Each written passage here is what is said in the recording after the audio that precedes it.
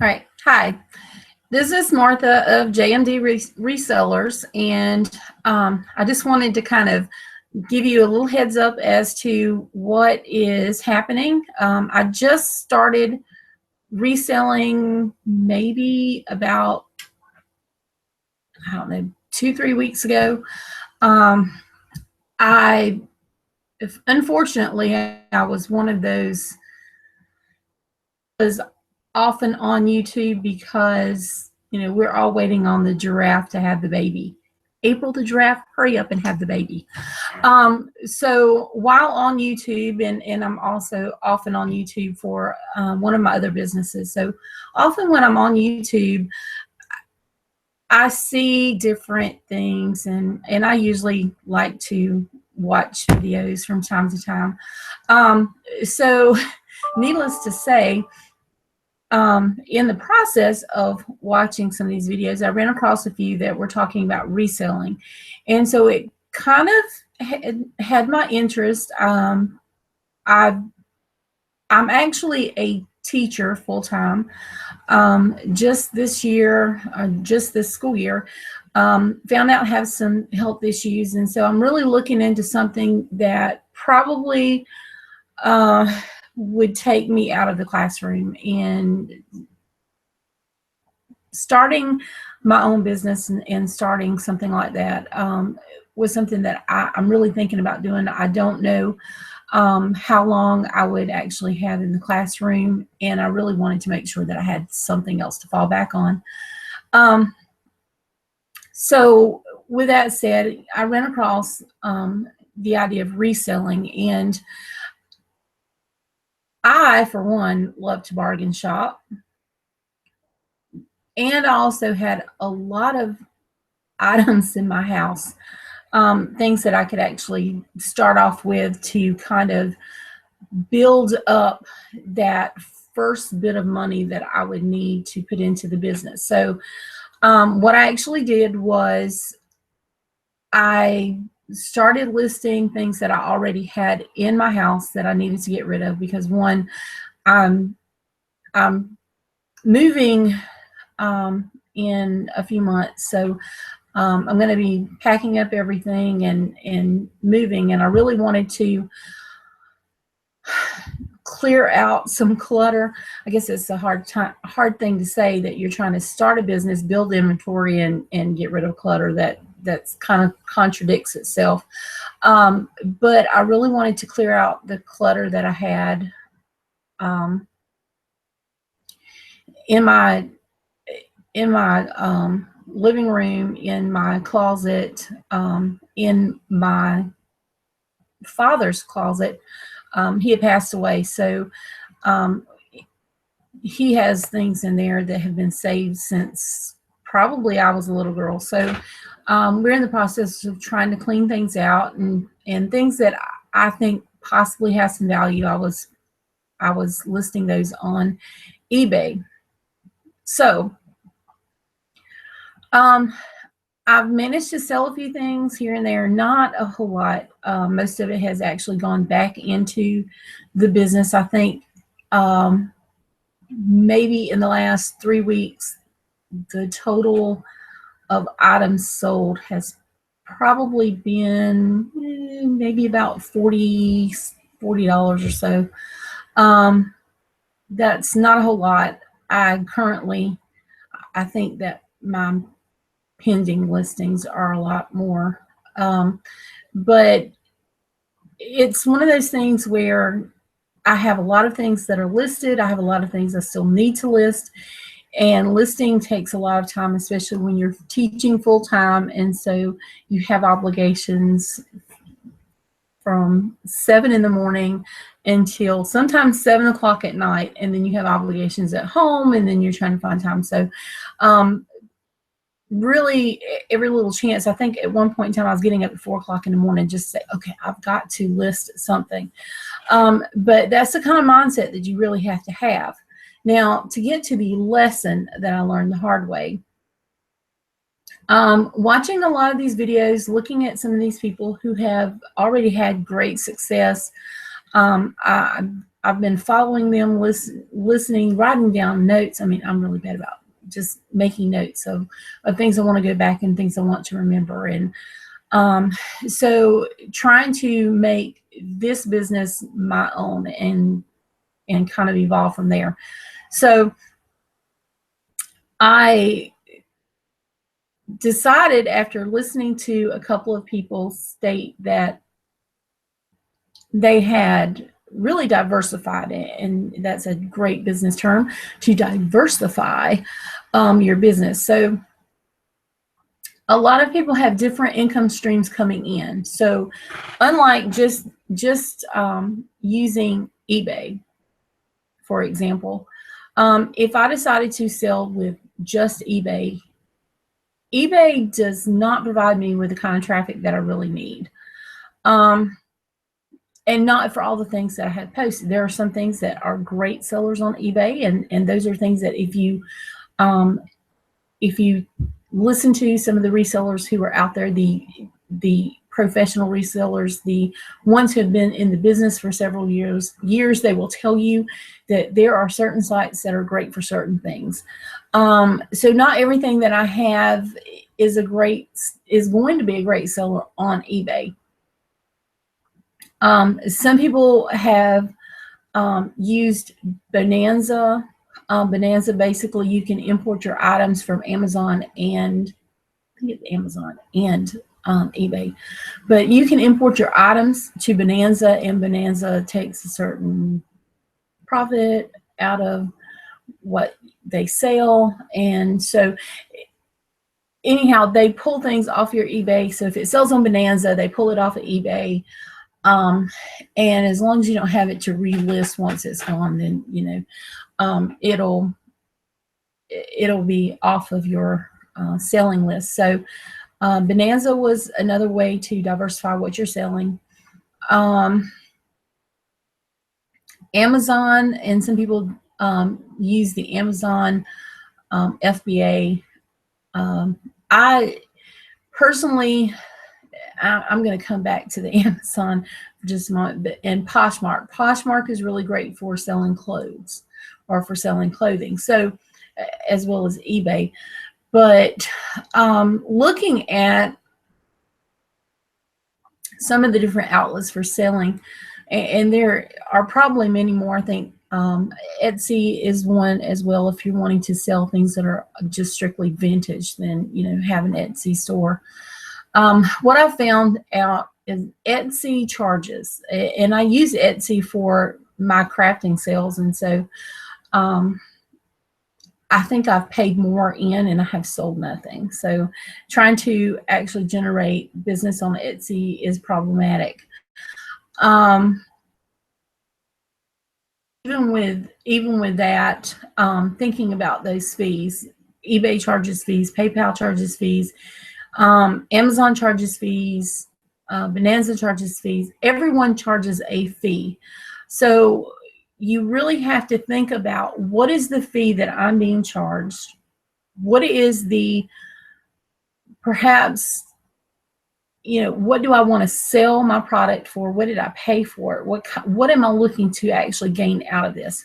So with that said, the really hard lesson that I learned today, last night, I was up really late last night because I decided I think I'm gonna sell with Amazon, and I'm gonna sell books with Amazon. I've always purchased books on Amazon, so it's something that I'm very familiar with. They do sell a lot of books and is a great source for discounted books.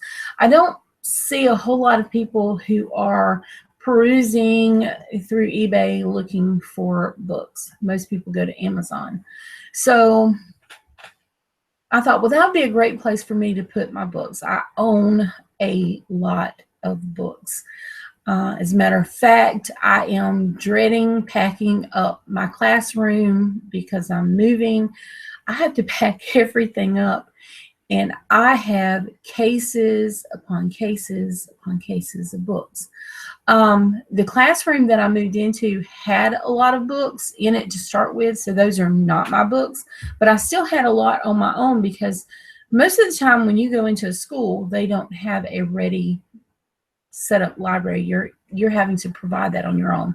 So I actually have a lot of books. I have books here. I have books in my closet. I have books in my living room. I think even my children have some of my books in their rooms. I just haven't ventured in there to find out, and sometimes it's scary. I really don't want to. But I decided to sell my books on Amazon. So I think Amazon, if you're doing an individual seller without opening up a storefront, to open up a storefront, it's $40. I think it's $40 a month, $39.99. It's $40 a month. But you get, I think you get a discount. I'm not really sure on their fees. But fees are expensive on Amazon. However, I uploaded a book this morning. Woke up, got ready. We're on spring break. The Masters golf tournament is in town, so we're on spring break, and I got up 8:30 maybe, sat down, and I had in my stack from the night before, because I created a few, just kind of get an idea of how it works, and that's how I'm going to bed. Woke up this morning, put the last remaining books that I had in my immediate stack, because my goal is always to be uploading 5 things every day, 5 things. I really want to get things up because when you have that inventory that's up there and available, you are more likely to to actually generate some income. So I uploaded some books this morning, maybe about 3, and so I said, well, I'll upload these, and it'll take everything out of my stack, and I'll start getting my stacks back together.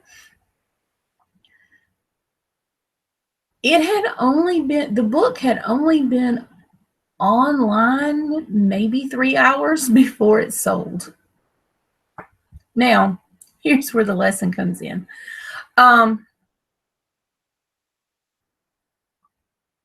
I said, well, I have nothing to do this afternoon, so I will take that to the post office and I will go ahead and ship it. Amazon does not pay you right away. It takes 21 days. And then I think after that, it's every seven days you'll receive payment. So I really don't get a payment from Amazon till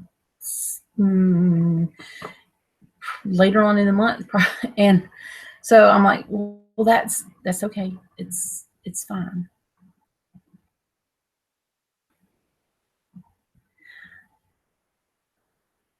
I posted, I had posted that when you're putting these products in, you can see what everyone else is selling for. So Amazon is really nice. Instead of you having, like on eBay, you're having to go in and look and find what are the comparative prices, how many books are, or how many items are there.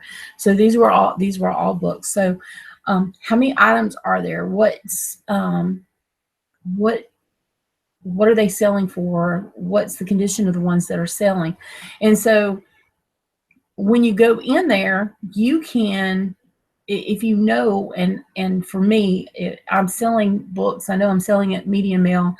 I have my little print off, because you can go to the Postal Service website, and you can print off a price list, and so it tells you precisely what it's going to sell for. If it weighs this much, it's going to cost this much if you ship it this in this way. So I actually have this print off, so I knew exactly how much it's going to cost for me to ship my books. I weigh everything, so I know. I don't like going to the post office and being caught off guard, so I pretty much know what I'm expecting to start with. And when you're dealing with eBay, you understand the concept of making sure that you weigh everything, that you know exactly how much things are because you're putting up this price. Well, Amazon automatically tells you $3.99 for shipping, media mail, because most of the time things aren't going to cost a great deal over that. But $3.99 is what that's the allowance that they give you. That's not too bad. You just need to understand how to put that back into your price. Well, Amazon charges automatically a 99-cent fee. Straight off, 99-cent items fee. So you have to keep that in mind. Amazon also turns around and charges you for the use of their service, and there's another one on there. I forget what it is. They're like 2 other charges on top of that. So these are things that they automatically charge you. So for example, I sold this book, and when I uploaded it, I put in the price that I wanted to sell it for, and automatically Amazon tried to talk me down. Other books are selling at this price. And so there are 461 books, and some of them are starting at 64 cents. Well, I knew I was not going to charge 64 cents. But I kept thinking in my mind that they're charging 10%. They're not charging 10%. It's 99 cents plus another certain percentage of that and something else. And that's still not everything that they're going to probably charge you at the end.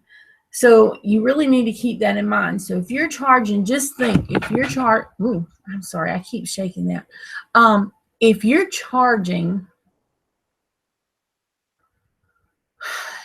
they're giving you a $3.99 allowance. Let me tell you up front, what they're going to take out of your pay is going to be somewhere along that line. So I sold this item for $1.49 plus $3.99 in shipping, and I knew based on the weight of the book it was not going to cost me more than $2.63. And I thought, oh great, that's a materials charge, I can go back and purchase more poly mailers. No,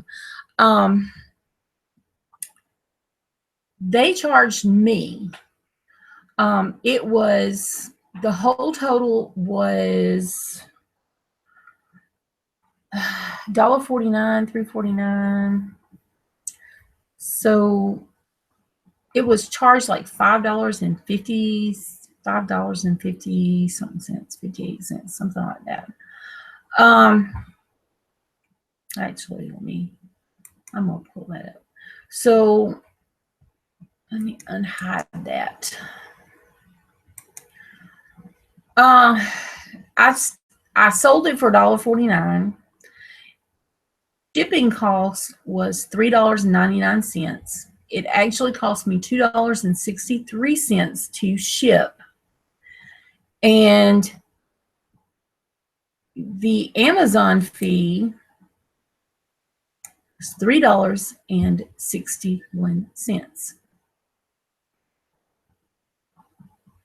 So, how much money do you think that I made? Dun, dun, dun. I'm in the hole by 76 cents.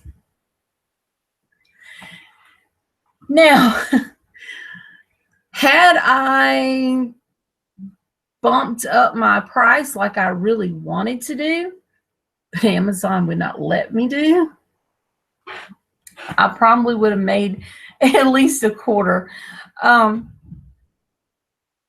But the lesson to be learned here is be sure to check.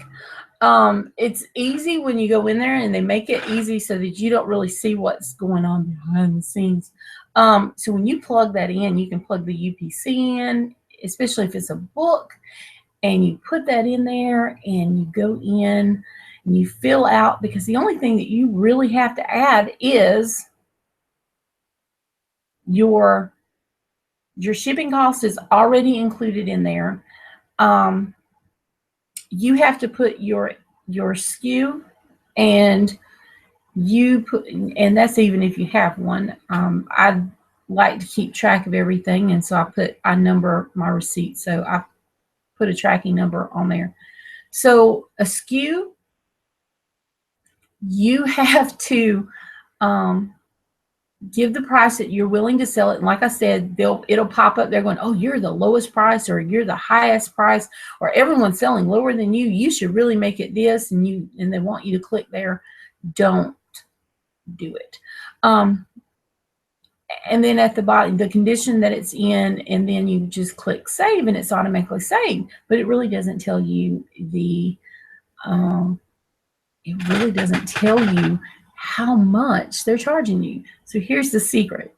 When you're on Amazon, if you will click over there where it says advanced, and it drops everything down, and that includes where you can actually give a description of what the item looks like, if there's a tear in the cover, if you'll go to that, and then it has like all the different shipping amounts and expedited shipping and how much to charge for this and that.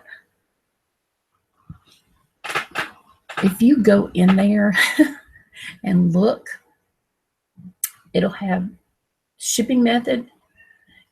It'll have the amount that it will actually cost you to ship. And a little further over, it'll say Amazon fees.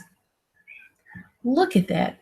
Open that up. Don't be like me. And I had already listed God knows how many items and sold one and realized I didn't sell it for high enough because, quite frankly, I lost out. And when I say I lost out, I lost.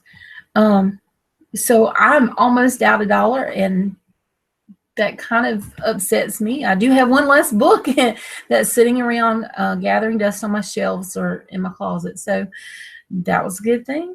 But don't learn your lessons like I did. I'm going to go back in and go change all of that now that I can pull everything up and look, especially going through and looking at my prices before everything starts selling, because Lord help me, I have some of those books at the prices that Amazon is charging me is like $7 to $10, and I really want to make sure that what I'm charging for shipping is going to cover everything. I do know I have one in there that the shipping is going to be more than what I charge, the $3.99 that's allowed. So I really need to make sure that what I'm charging for the book is going to cover my tail. But like I said, don't learn things the hard way like I did. But that's my short little spiel. I will be hopefully coming back and giving you more updates and just kind of giving you a little insight as to what's going on and how I'm doing things. And that's all for now. Have a great and blessed day, and I will see you on the flip side of things. Bye.